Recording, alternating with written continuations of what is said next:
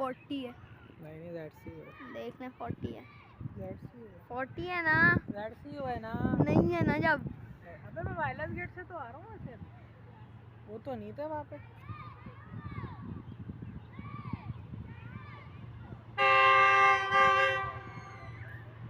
यार फिर आगे। तो दोस्तों GU40 के साथ अप्रोच बना रही है 33 अब पार्क बिजनेस एक्सप्रेस।